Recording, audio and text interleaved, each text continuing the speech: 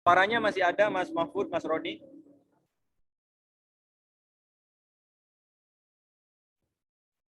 Oke. Suaranya masih ada nggak? Ada coach, aman coach. Oke, jelas ya? Jelas coach, lanjut.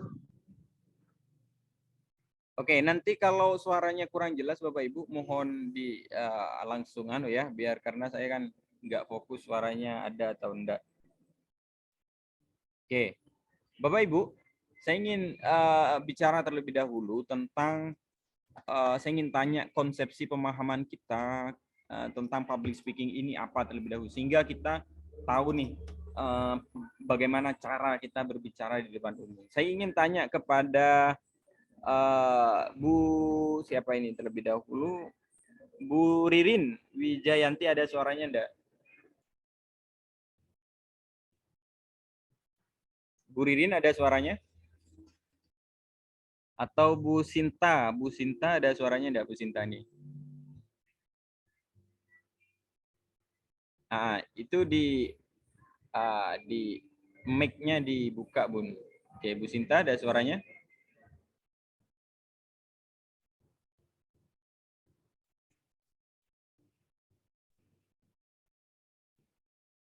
Oke. Yang lain Bu Sinta ada suaranya enggak? Atau yang lain nih? Mas Sodik, Ya, Mas Sodik ada suaranya enggak? Mas Sodik, Bu Sinta ada suaranya? Ada. Oke. Sekarang saya tanya terlebih dahulu, pengetahuan Bu Sinta tentang public speaking itu apa kira-kira?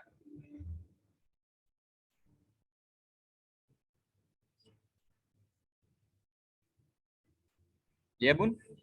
Ada suaranya enggak? Kemampuan presentasi. Iya, gimana? Kemampuan presentasi Kemampuan? untuk presentasi depan banyak orang. Oh, kemampuan presentasi di depan banyak orang. Wah, keren ini. Ya, tepuk tangan luar biasa Bu Sinta. Terima kasih ya. Oke, Mas Sodik ada suaranya enggak Mas Sodik ini? Ada. Oke, Mas Sodik kira-kira apa nih Mas Sodik? Public speaking itu apa gitu, Mas? Sejauh ini. Iya, gimana Mas suaranya? Public speaking itu ya bagaimana cara kita ngomong ya Mas di tempat umum.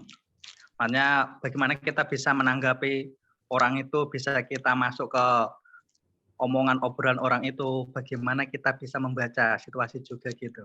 Oke, kemampuan kita berbicara di depan umum itu Mas Sodik ya. Wah, keren. Tepuk tangan. Nah, keren. Sekarang Bu Tifti ada suaranya enggak Bu Tifti ini? Ada suaranya enggak? Ada. Nah, silakan Bun. Apa kira-kira public speaking itu Bun? Aduh, apa ya? Aku nggak tahu. Apa Bun? Kira-kira apa? Public speaking. Apa ya? Aku nggak tahu, Man. Oke. Jadi nggak tahu, nggak apa-apa. Oke. Ya, nggak tahu. Kurang memahami. Oke, nggak apa-apa. Ya. Oke. Sekarang Ya. Bu Fitriatul Jannah ada suaranya enggak? Bu Fitri ada suaranya Bu Fitri? Iya. Oke, sekarang Bu Fitri kira-kira apa public speaking itu apa? Jadi public speaking itu bisa mampu berbicara di depan umum. Jadi itu nggak memilih baik itu presentasi, acara-acara besar. Jadi itu mampu memberikan arahan atau kepada masyarakat umum gitu. Oke. Jadi kemampuan metode public speaking itu sifatnya universal, umum, jadi bisa dipakai dimanapun gitu Bun ya. Jadi bisa misalnya kita di sosial nih, kegiatan masyarakat, kita misalnya sosialisasi, apapun, kegiatan apapun itu bisa menggunakan metode public speaking. Bagus, oke. Bu Siti Aisyah ya terakhir nih. Coba Bu Aisyah, coba kira-kira public speaking itu apa Bu Aisyah? Bu Siti Aisyah ada suaranya enggak?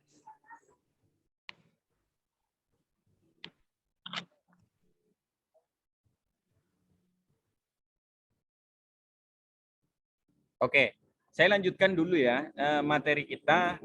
Saya izin share screen terlebih dahulu apa itu public speaking. Nah, nanti kita lebih sharing lagi. Bapak Ibu, what is public speaking? Jadi apa sih itu public speaking sebenarnya? Banyak orang mengatakan public speaking itu ngomong, Mas. Pokoknya ngomong, bicara di depan umum. Oke. Jadi ada yang mengatakan teknik mempersuasi. Oke, boleh. Jadi semuanya benar Bapak Ibu. Namun yang banyak orang tahu bahwa kemampuan public speaking itu apa? Oke, bentar ya. Saya screen terlebih dahulu. Oke, jadi public speaking adalah pertama Bapak Ibu, kemampuan kita berbicara dan mendengarkan. Nah, itu public speaking. Jadi tidak hanya ngomong Bapak Ibu. Jadi public speaking itu kemampuan kita sebagai seorang profesional speaker untuk berbicara kemudian mendengarkan. Jadi public speaking bukan hanya ngomong saja, tapi kemampuan kita mendengarkan siapa? Tentu komunikan atau audiens atau klien atau murid, siswa atau apapun itu, yang penting komunikan, kemampuan kita mendengar. Banyak dari kita yang justru hanya ngomong, hanya presentasi tapi tak mampu mendengarkan. Kira-kira apa sih kebutuhan audiens kita atau klien kita. Nah, banyak kita sering ingin didengarkan. Sering kita ingin selalu diperhatikan saat kita ngajar misalnya. Saat kita presentasi misalnya. Atau apapun kegiatan public speaking selalu ingin diperhatikan, ingin selalu didengarkan.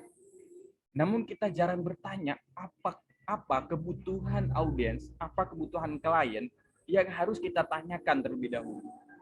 Sehingga kalau kita tahu apa kebutuhan, kita tahu dengan cara mendengarkan kebutuhan mereka, maka kita akan jauh lebih mampu mempersuasi mereka, mampu mengarahkan mereka dengan apa yang ingin kita sampaikan.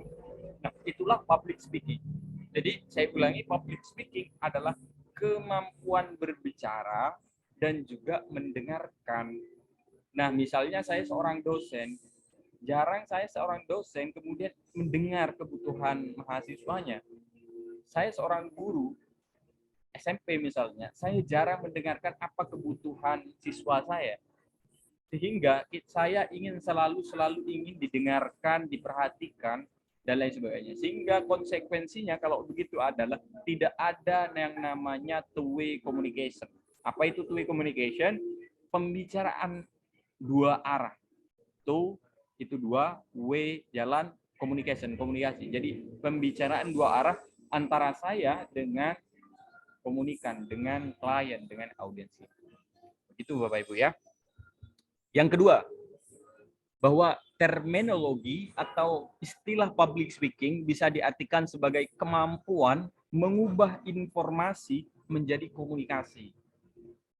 Apa Bapak Ibu? Kemampuan mengubah informasi menjadi komunikasi. Wah, bagaimana itu Mas Fauzan? Oke. Saat kita melakukan presentasi, kita menyampaikan misalnya saya nih punya produk. Kemudian saya menginformasikan kepada klien saya, kepada orang yang ingin tahu produk saya apa, maka bagaimana tidak hanya memberikan suatu informasi, tapi bagaimana mengubah informasi itu menjadi komunikasi. Komunikasi itu ada pembicaraan dua arah. Mereka mau bertanya tentang produk kita, mereka tertarik, dan mereka mau join dengan bisnis kita, atau dengan apapun yang kita ingin sampaikan kepada mereka.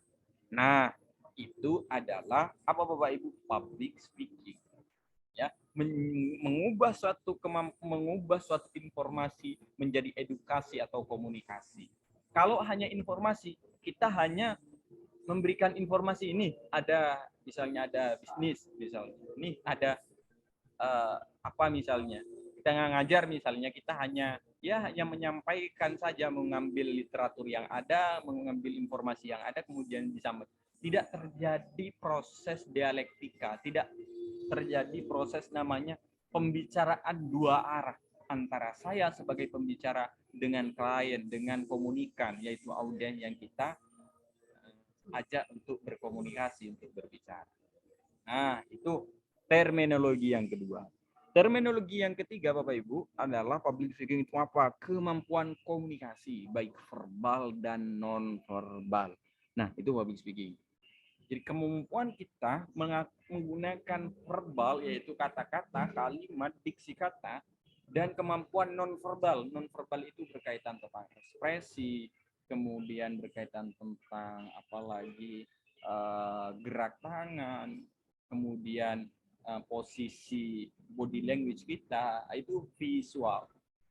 Dan menurut pakar komunikasi bahwa komunikasi nonverbal atau visual itu mempengaruhi 55%. Jadi orang tertarik dengan kita, misalnya itu paling dominan, paling banyak mempengaruhi adalah visual. Berapa persen Bapak Ibu? 55%. Ya, ingat ya. Jadi visual itu bercakup body language, gestur tubuh, ekspresi wajah, penampilan, itu mempengaruhi 55%. Misalnya kita ketemu klien, maka yang diperhatikan pertama oleh klien adalah penampilan, ekspresi wajah, cara kita duduk, cara kita, kemudian eye contact, gerakan mata, itu sangat dipengaruhi Bapak Ibu. Ya, kita banyak gagal komunikasi karena kita kadang tidak memperhatikan hal-hal yang harus diperhatikan. Nah, itu public speaking. Oke.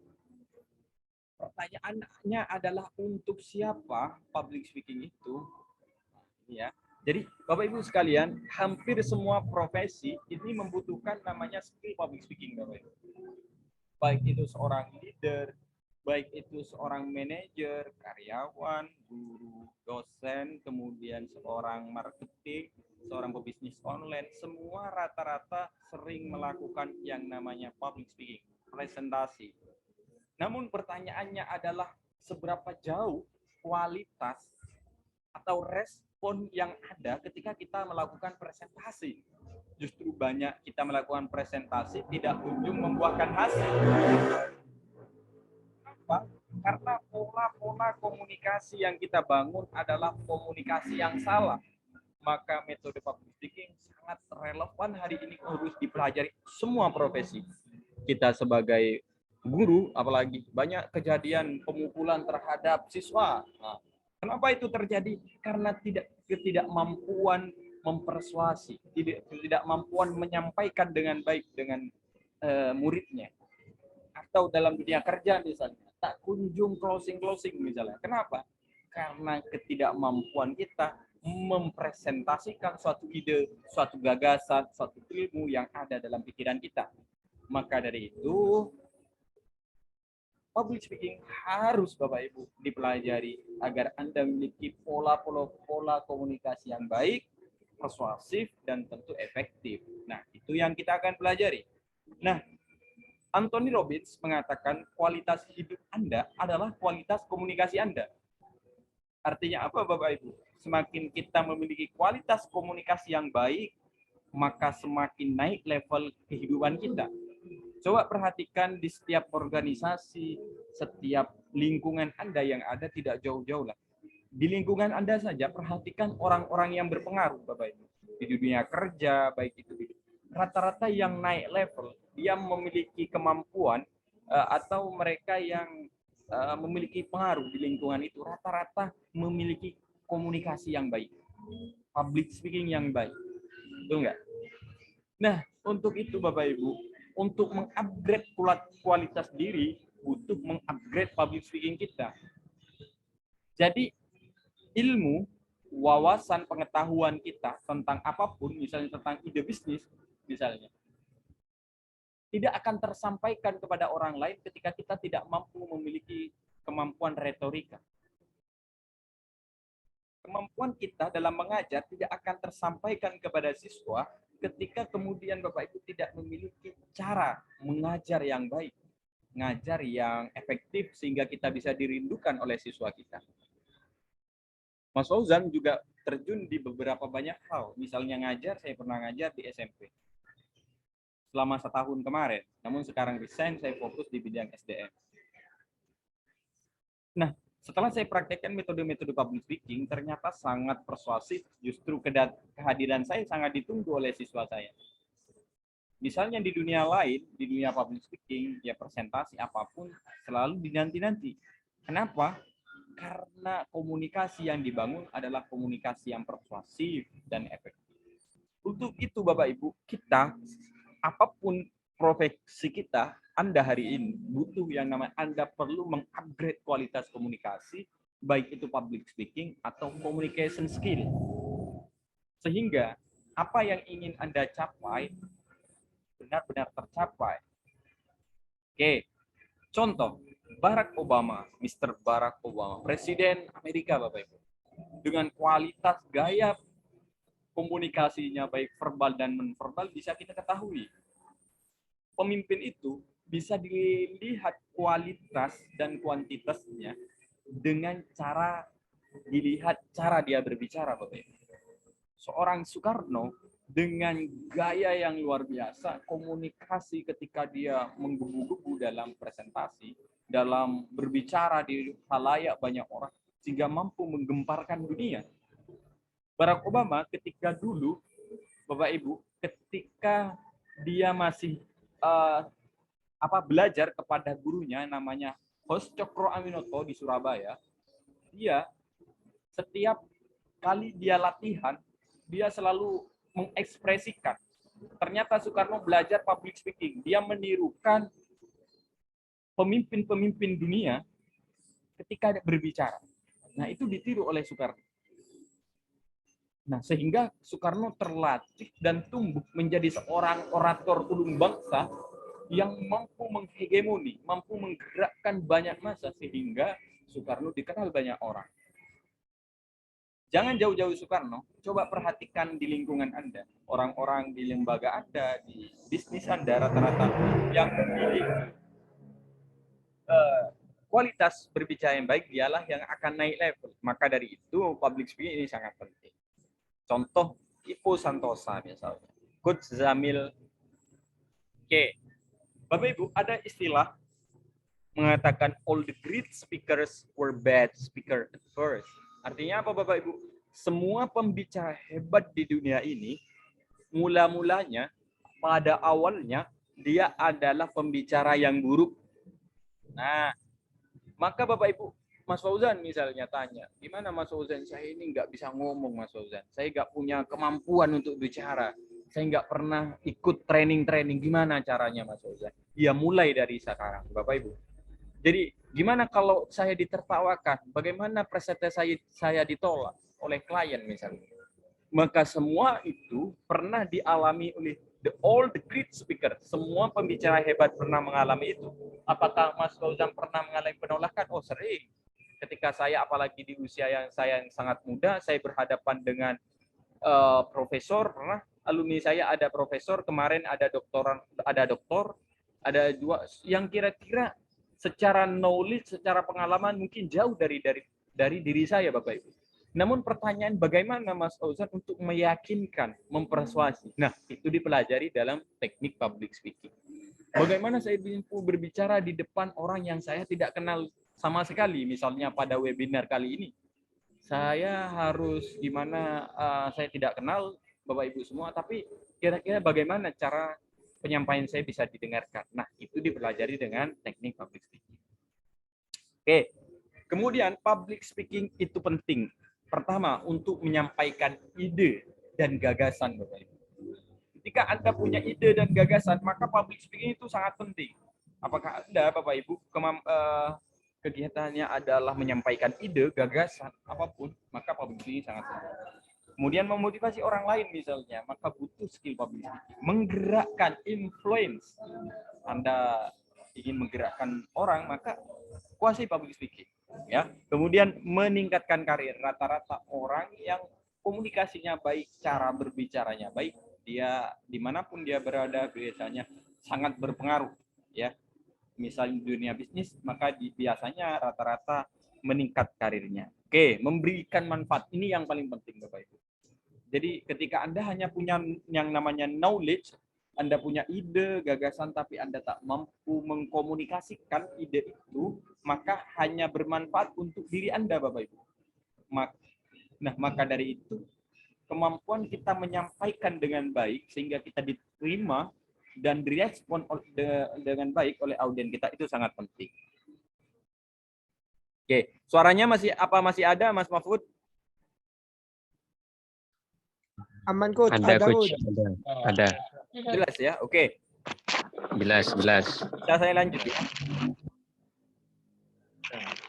Takut sinyal atau apa ya? Oke, Bapak Ibu, screen-nya ada ya? Oke, Bapak Ibu, coba dibaca Mas Mahfud.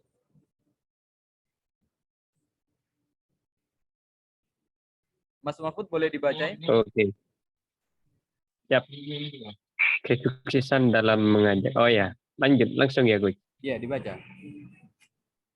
Oke. Kesuksesan dalam mengajak dan menggerakkan orang lain itu ketika kita bisa berbicara meyakinkan kepada mereka. Yes, betul. Jadi Bapak Ibu, keberhasilan seseorang dalam mengajak dan menggerakkan orang lain ketika kita mampu berbicara meyakinkan. Wah, itu penting ya. Jadi kebanyakan kita tidak mampu meyakinkan, jangankan meyakinkan diri orang lain ya, meyakinkan diri kita sendiri kadang kita tidak mampu. Ini sebuah problem sehingga ide yang ada dalam kepala kita, ilmu yang ada dalam pikiran kita itu jarang terakomodir, tersampaikan, tereksekusi kadang karena ketidakmampuan kita untuk menyampaikan dan meyakinkan komunikan atau klien atau audiens kita.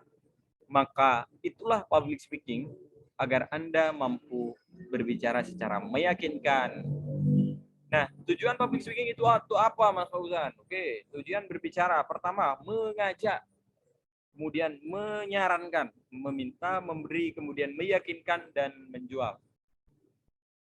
Ya, jadi kalau kegiatan kita adalah presentasi, misalnya, maka meyakinkan, ya, menggerakkan, mengajak orang lain butuh cara berbicara di depan. What should I talk about it? Nah, Bapak Ibu sekalian, sebelum jauh berbicara tentang hal itu, saya ingin sharing terlebih dahulu, Bapak Ibu.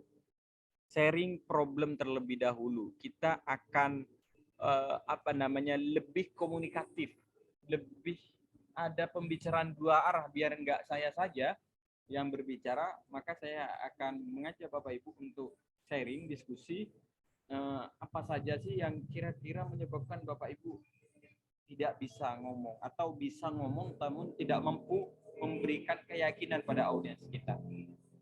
Nah, saya pasrahkan kepada Bapak Ibu untuk bertanya nih. Kira-kira apa yang perlu dipertanyakan? Oke, saya pasrahkan ya. Sebelum kita masuk tema, maka Bapak Ibu kita harus mampu mencari atau dalam kedokteran ada seorang dokter harus mendiagnosa penyakit yang ada. Begitu juga dengan kita Bapak Ibu untuk bisa sembuh dari fobia kita ngomong, berbicara, grogi, kemudian blank dan lain sebagainya, kita harus tahu penyakit apa sehingga kita punya obat ya gitu ya. Obatnya berbeda, misalnya sakit kepala maka obatnya adalah bodrek misalnya. Begitu juga dalam public speaking, ketika saya sering grogi Mas, saya sering blank ketika presentasi, maka obatnya pun juga berbeda-beda ya, cara mengatasi itu juga berbeda Bapak Ibu.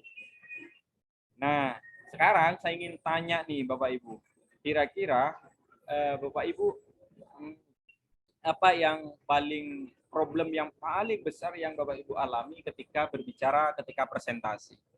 Oke, silakan Bapak Ibu yang mau tanya untuk mengaktifkan terlebih dahulu suaranya gitu ya. Kita lebih diskusi sharing. Oke, silakan Bapak Ibu. Ada yang mau bertanya? Mas tanya. Oke, silakan sebutkan namanya, profesinya apa Bapak Ibu? Oke. Ya, Assalamualaikum. Waalaikumsalam warahmatullahi wabarakatuh. Perkenalkan, nama saya Tifti. Saya dari Malang. Ya, Bun. Profesi saya ibu rumah tangga. Oke. Saya mau tanya ya, Coach. Yes. Biasanya kan kalau bertemu dengan orang banyak ya, terutama orang banyak gitu. Itu mungkin kalau bicara berdua atau bertiga gitu sudah kenal biasa ya. Tapi kalau bertemu dengan orang yang tidak kenal, apalagi orang banyak, itu kadang dredeg, istilahnya dredeg, grogi gitu loh, grogi. Itu caranya biar mengurangi groginya, mengurangi dredegnya itu kayak gimana gitu loh. Itu Oke. Mas. Oke, Makasih. cukup Assalamualaikum. Bu Titik ya. Ya. Ya. Biasanya ketika melakukan presentasi itu Bu Titi apa kira-kira yang sering dialami, apakah tiba-tiba ngeblank gitu baru ketemu klien gitu, atau kalau yang sudah kenal tadi mungkin bisa ya karena sudah kenal mungkin, tapi kalau nggak kenal gimana Mas Fauzan, apalagi audiensnya banyak. Nah ini menarik Bapak Ibu, sehingga problem-problem seperti inilah yang kemudian harus kita selesaikan, sehingga kalau kita bisa nih menyelesaikan dalam persoalan itu, sehingga kita mampu berbicara dengan baik ya secara efektif dan komunikasi. Oke, selain Bu Titi siapa lagi nih yang mau bertanya? Nanti baru saya Mas Fauzan jawab.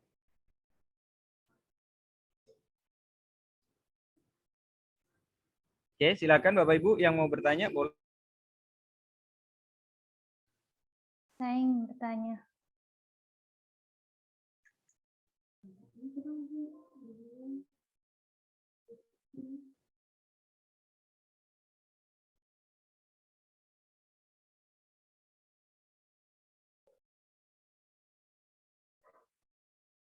Apakah suara saya kedengaran? Ya, kedengaran Bu, silakan Bu, sebutkan nama dan juga profesinya. Assalamualaikum warahmatullahi wabarakatuh. Perkenalkan nama saya Fitria Turjana, saya mahasiswi dari Universitas Muhammadiyah Malang. Di sini saya ingin bertanya nih, bagaimana sih cara mengatasi kita sudah menguasai nih materi semuanya yang apa yang mau disampaikan.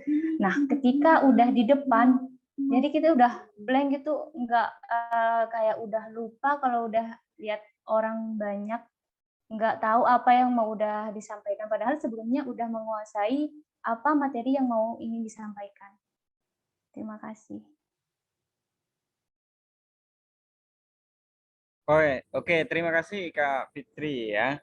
Sudah menguasai materi tapi ketika sudah di depan orang blank Mas, hilang materinya, gimana itu caranya? Oke, ini juga menarik.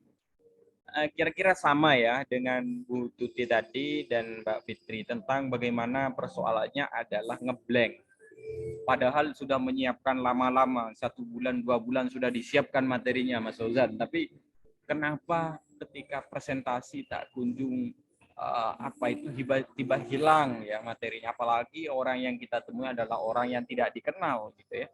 Jangankan orang yang tidak dikenal pun kadang kita masih lupa dengan materi yang mau ingin disampaikan. Baik, Bapak Ibu sekalian, maka kita akan masuk pada tema kita, atau tentang bagaimana mengatasi rasa grogi yang sebenarnya menghantui diri kita.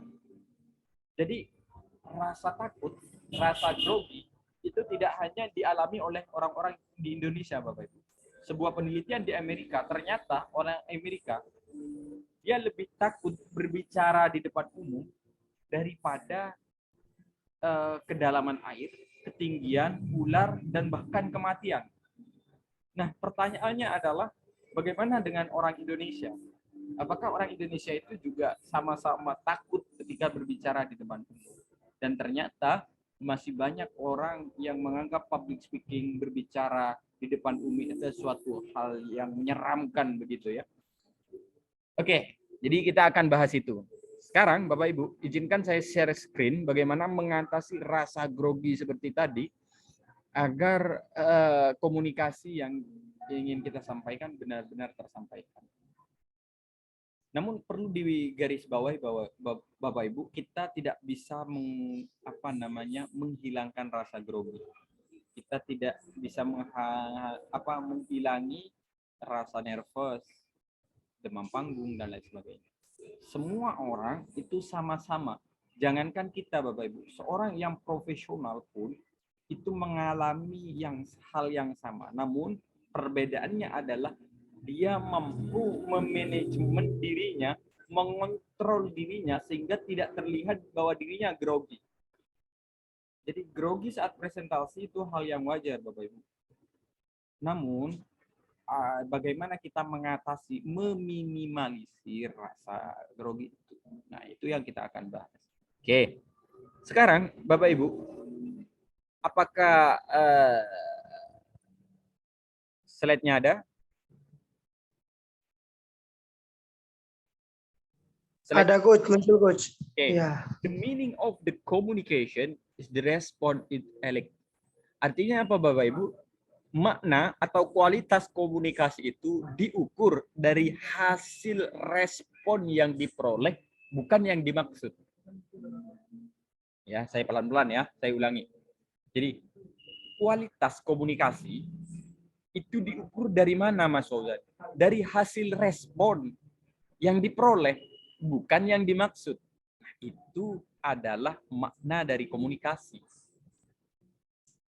Jadi ketika kita berbicara, bukan seberapa banyak maksud yang ingin saya sampaikan. Misalnya saya berhadapan dengan klien, maksud saya ingin menprospek misalnya, agar mereka membeli jasa saya, atau produk saya, atau join di mitra saya, misalnya jadi mitra. Maka bukan itu ukuran kualitas komunikasi itu. Namun seberapa jauh dia bertanya, dia tertarik, kemudian mau nggak dia membeli jasa atau produk yang kita tawarkan Bapak Ibu. Sehingga kuncinya komunikasi itu berada di respon sebenarnya. Misalnya nih seorang guru, maka bagaimana siswanya, saya seorang guru, bagaimana ada respon baik.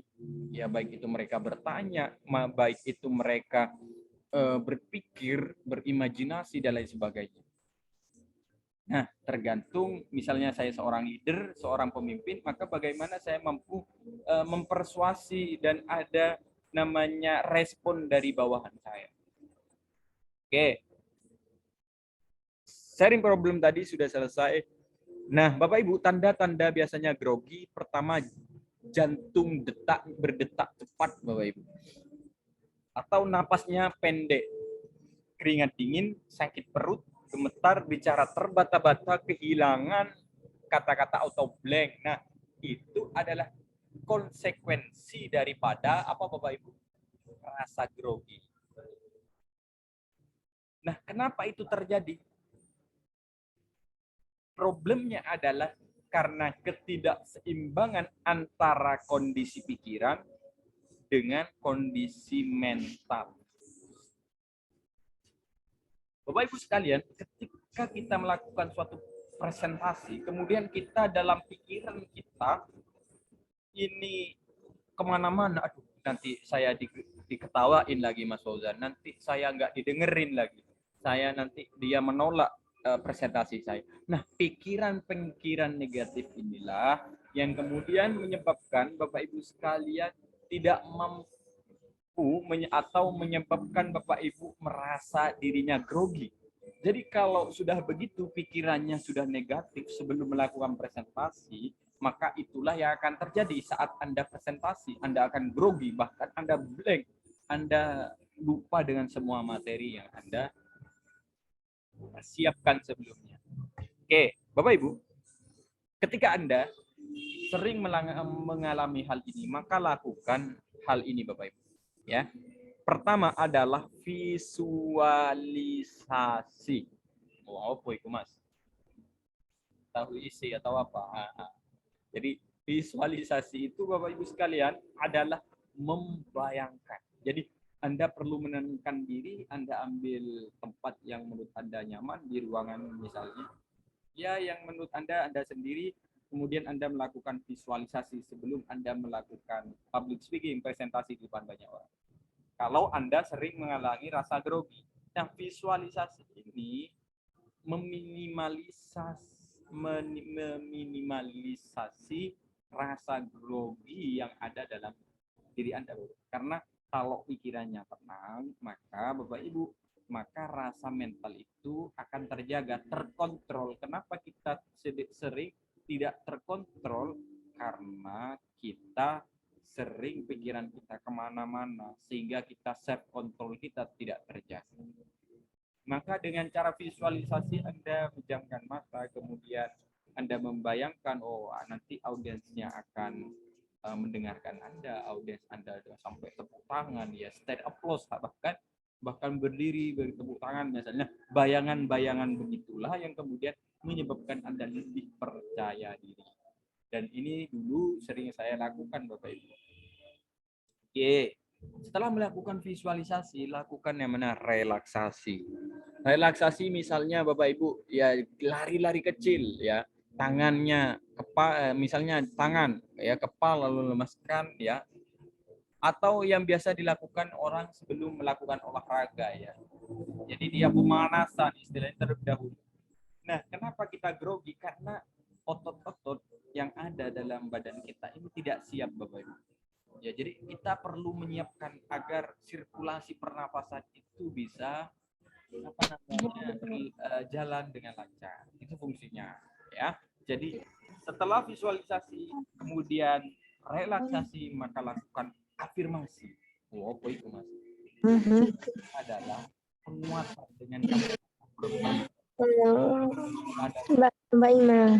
Saya sering melakukan. Jadi saya cari tempat karena saking groginya berhadapan dengan orang banyak. Bahkan saya pernah berhadapan 3.000 audiens, Bapak Ibu. Bayangkan 3.000 audiens. Maka gimana caranya itu, ya?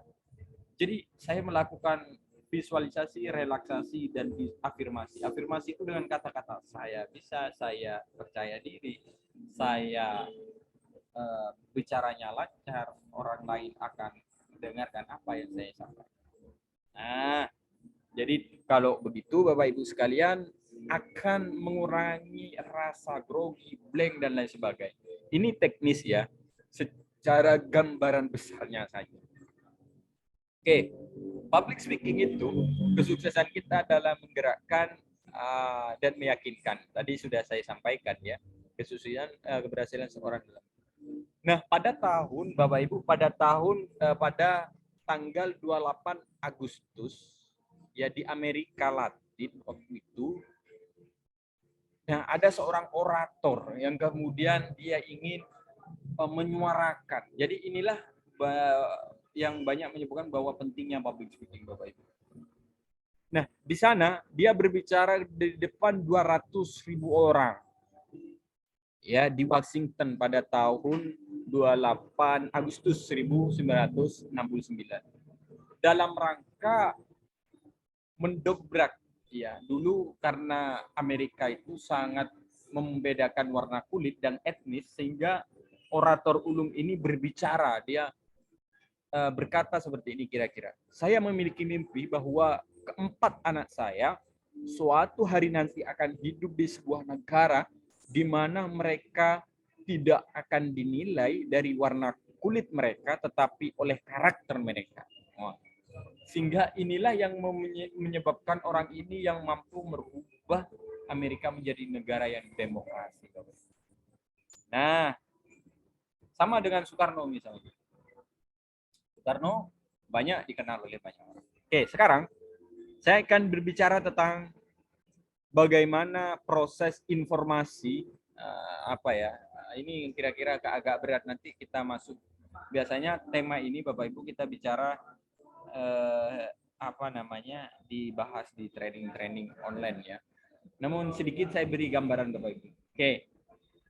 Suatu informasi itu kita bicara tentang bahasa otak manusia, Bapak Ibu. Dari mana suatu informasi itu masuk dalam otak manusia? Oke. Ternyata masuk pertama adalah menurut NLP, Neuro Linguistic Programming, itu masuk dari panca indera. Panca indera kita ada berapa, Bapak Ibu? Ayo, ada berapa kira-kira nih? Panca indera manusia ada berapa, Bapak Ibu? Ada berapa? Ayo, panca indera manusia ada berapa, Bapak Ibu? Ada nggak yang bisa jawab? 5. 5. Oh, opo wae, Mas. Apa aja itu, Mas? 5, apa saja? Mata, Mata, kuping, hidung, mulut, hidung, dan mulut. alat peraba ya, tangan. Oke. Jadi mata itu visual, Bapak Ibu. Pendengaran, telinga ini auditory. Oke. Tangan, peraba ini adalah kinestetik, rasa. Olfaktori nanti banyak ya. Intinya suatu informasi itu Bapak Ibu masuk melalui panca indera manusia. Kita melihat informasi itu kan, melihat objek Bapak Ibu. Jadi objek itu masuk dalam ditangkap oleh ya baik itu kita mendengar, ya kan kita mendengarkan ilmu kan melalui mata penglihatan, dari mendengar dari orang lain, dari guru, dari trainer, dari apapun itu. Ya tahu dari kinestetik, perasaan.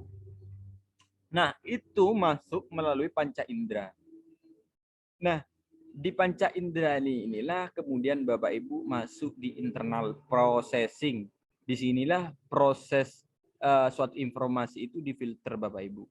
Nah, dalam ini terjadi 3 hal. Dalam internal processing ini terjadi 3 hal. Pertama, delesi, generalisasi, dan distorsi. Oh, apa itu, Mas? Oke. Delesi, Bapak Ibu. Suatu informasi itu banyak terjadi delesi, penghapusan suatu makna. Jadi maknanya tidak utuh. Contoh nih. Mas Fauzan akan menunjukkan ini, Bapak Ibu. Oke. Saya kasih waktu 5 detik untuk Bapak Ibu untuk menangkap objek ini. 1, 2, dan 3. Selesai. Apa yang ada dalam pikiran Bapak Ibu? Ayo coba.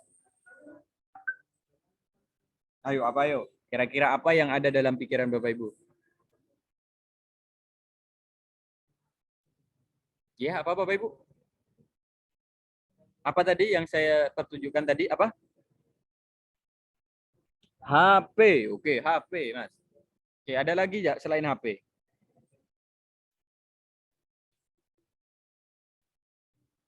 Oke. Jadi ada yang mengatakan HP, ada yang melihat warna, Mas, warna kuning misalnya. Nah, jadi dalam ketika kita menangkap objeknya ini, kita akan banyak terhapus makna dalam pikiran kita, Bapak Ibu. Ya, ini ya ada warna hitam, ada warna kuning, ada tulisannya HP, ada apapun. Tidak utuh. Banyak yang kita lupakan, ada yang terdelesi, terhapus. Ya, padahal di sana ada warna, ada tulisannya, ada warna hitamnya, dan macam-macam yang ada di sana. Nah, itulah Bapak Ibu semua yang terjadi delesi namanya. Kemudian yang kedua, generalisasi. Oh, apa itu, Mas? Generalisasi umum. Sifatnya umum. Ketika saya tunjukkan ini, maka dalam pikiran Bapak Ibu, HP. Ya, sifatnya umum. Atau yang terakhir adalah distorsi, berkaitan Bapak Ibu. Ketika saya tunjukkan seperti ini, maka ini berkaitan. Ya, dalam pikiran manusia itu akan, dalam bayangan kita, kalau saya tunjukkan HP, maka dalam pikiran kita mengkaitkan dengan banyak hal, baik orang lagi pegang HP, orang lagi nelpon, dan macam-macam. Nah, itu ya. Nah, setelah di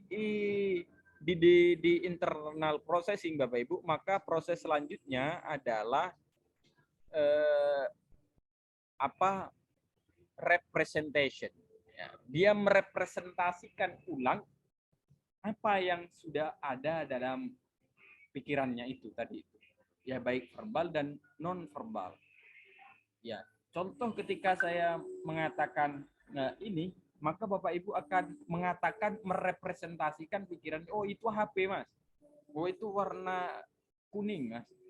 Nah, setiap manusia itu berbeda-beda dalam merepresentasikan, dalam menyampaikan idenya, Bapak Ibu. Karena cara pandangnya berbeda.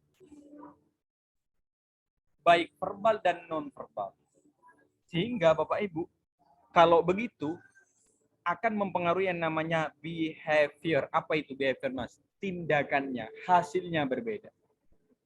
Nah, kita kaitkan dengan komunikasi, Bapak Ibu. Ketika Bapak Ibu memberikan suatu informasi tentang bisnis Bapak Ibu, maka masuk dalam panca indera klien Anda. Kemudian mereka akan berpikir di proses dalam internal processing-nya. Nah, kemudian mereka akan merepresentasikan dia mau nggak beli produknya, dia mau nggak join dengan bisnis Anda. Sehingga kalau kita gagal dalam memasukkan panca indera, memasukkan informasi, kita gagal mengajak, mereka akan mempengaruhi representasi mereka dan hasil tindakan yang kita akan dapat. Ya, dari sini bisa dipaham nggak Bapak Ibu? Kalau nggak paham nggak apa-apa, pelan-pelan besok kita akan belajar. Oke, terakhir Bapak Ibu, the map is not the territory. Pikiran kita tidak sama dengan kejadiannya. Oh, poiku. Map itu apa Bapak Ibu? Map itu peta. Peta is not the territory. Peta itu bukan wilayah itu sendiri Bapak Ibu. Misalnya kita mau ke Surabaya nih, pakai map, Google Map itu kan. Nah, kita mau ke daerah Wonocolo misalnya, Surabaya Selatan. Maka map itu bukan titik pas di Wonocolo itu Bapak Ibu. Dia hanya gambaran umum. Nah, begitu juga dengan pikiran manusia. Pikiran tidak sama dengan kejadiannya. Ketika saya melihat suatu kejadian tabrakan misalnya, maka tidak sama dalam pikiran saya. Saya akan kemana-mana pikirannya. Lihat orang tabrakan, lihat orang itu kemana-mana. Nah, itulah yang disebut dengan apa Bapak Ibu? Hukum pikiran itu sendiri. Maka apa yang dimaksud dengan dari hukum ini Bapak Ibu? Artinya semakin kita tahu cara manusia berpikir, cara manusia bertindak, maka akan semakin mudah kita untuk mempersuasi, menyampaikan ide gagasan. Nah, itu Bapak Ibu ya. Jadi itulah tips-tips bagaimana mengatasi grogi tadi dan lain-lain sebagainya. Nah, yang terakhir dari saya Bapak Ibu semuanya, intinya adalah kalau public speaking gimana cara bisa ngomong itu adalah kuncinya di praktek, dan praktek Bapak Ibu. Nah, karena the mother of skill is repetition. Jadi induk dari skill itu adalah repetisi itu sendiri. Jadi kalau kita mau bisa ngomong lancar, berbicara di depan umum dengan lancar, baik, sistematis, maka Bapak Ibu perbanyak. Ya Anda presentasi di ruang kecil, misalnya di depan kliennya, ajak mitra, punya mitra misalnya, ya ajak. Anda presentasi, latihan. Nah dulu begitu juga Mas Fauzan sebenarnya. Saya latihan dulu waktu kuliah kan, cari ruangan, kemudian latihan sendiri, ngomong di depan kaca. Nah itu sering saya lakukan. Sehingga kalau saya sudah terbiasa ngomong, maka rasa grogi, rasa blank, rasa tidak percaya itu semakin akan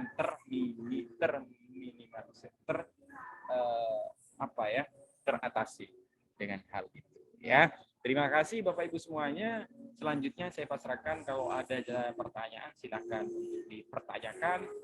Nah, kalau nggak ada ya kita akan tutup seminar webinar pada ini dan mudah-mudahan bermanfaat. Ikan hiu muter-muter.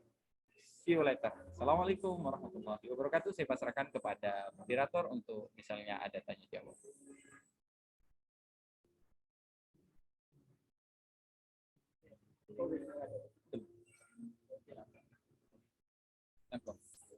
Sore.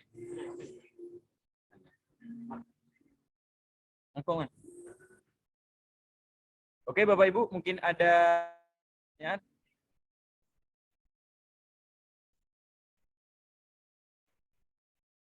Oke, kalau ada pertanyaan ada? Ada Bapak Ibu? Ada enggak pertanyaan? Moderator ada suaranya enggak moderator?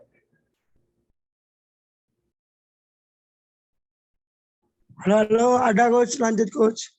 Oke. Aman. Silakan untuk beri kesempatan Bapak Ibu untuk diskusi atau tanya jawab. selain yang sudah disampaikan tadi.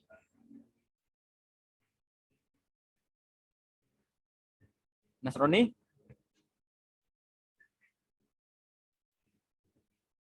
Sinyalnya agak terkendala, Gus. Alhamdulillah. Silakan untuk Bapak Ibu. Ini ada satu pertanyaan lewat chat, Gus. Tapi kalau tadi ngomong tentang nervous, ini pertanyaannya menghilangi insecure, Gus. Jadi kan ada kemiripan tapi berbeda antara menghilangkan nervous sama insecure itu, Gus. Kalau insecure kan lebih ke merasa dia nggak bisa gitu, Gus. Oke. Gimana konteksnya apa dulu? Jadi kita harus jelas sih, kadang insecure pada apa gitu kan. Insecure itu dalam konteksnya apa dulu. Misalnya kalau konteksnya insecure, Mas, saya nggak percaya diri dengan diri kita sendiri. Gitu ya, atau gimana maksudnya? Jadi konteksnya harus jelas. Jadi kalau misalnya insecure karena karena kita, apakah karena kita tidak punya kemampuan atau apa? Nah, kalau saya tarik secara garis besar bahwa insecure itu terjadi pertama karena pikiran, itu satu. Dua adalah ketidakmampuan kita atau kita tidak punya yang namanya knowledge atau skill. Sehingga kalau kita tidak punya kemampuan dalam keilmuan atau kompetensi atau skill yang kita miliki, maka kadang kita insecure. Maka ya caranya adalah dengan Anda mempelajari banyak hal. Ya misalnya belajar tentang ikut webinar, baca buku, ikut training, kemudian apapun itu. Nah itu akan membuat diri Anda semakin percaya diri. Orang rata-rata tidak percaya diri karena tidak punya skill dan juga tidak punya kemampuan. Pertanyaannya, gimana kalau sudah punya skill tapi masih aja insecure? Nah, maka yang dirubah adalah cara pandangnya terlebih dahulu. Kalau pikiran kita sudah beres, nah maka rasa ini akan mengikuti, Bapak Ibu. Jadi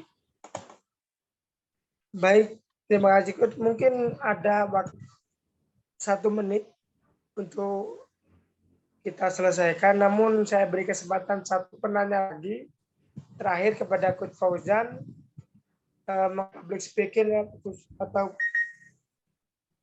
halo Coach, gimana?